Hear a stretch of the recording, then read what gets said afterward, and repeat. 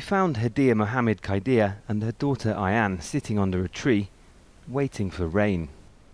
She was told some rain fell 400 kilometers from here, so spent weeks walking there with her goats, but didn't find any pasture, so she walked back.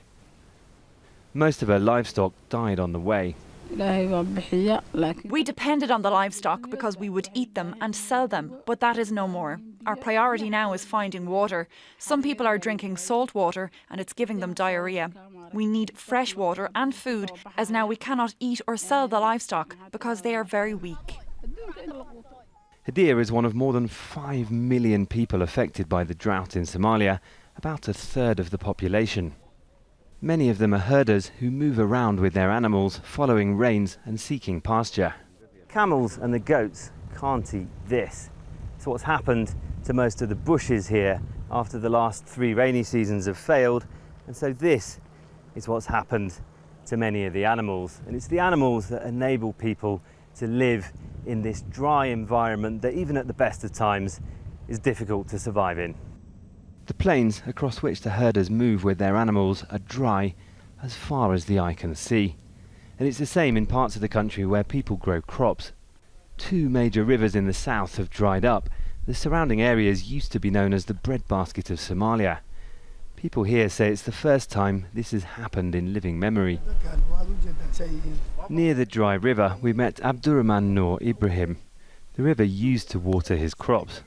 He's joined the hundreds of thousands of people moving into camps after their farms failed and animals died. He's 70 years old and lived through several droughts, including severe ones in 2011 and 2017, but he says none have been as bad as this. When small drought happened in these areas in the past, people fled to the river for water. But now the river is dry all the way from the Ethiopia border to the sea. Many of those displaced by the past droughts are still in the camps, unable to restart their farms or restock their herds. The UN says people in rural Somalia are among the least able to cope with changing climate following 30 years of conflict. Climate change is directly related to the drought that we are witnessing now. The frequency of those climatic shocks is now increasing. People who live in rural areas, their capacity to recover from those shocks is extremely challenging because of the frequency of these shocks. Back in the north, the herders whose animals have died are moving into camps too. People have survived here, herding animals for thousands of years.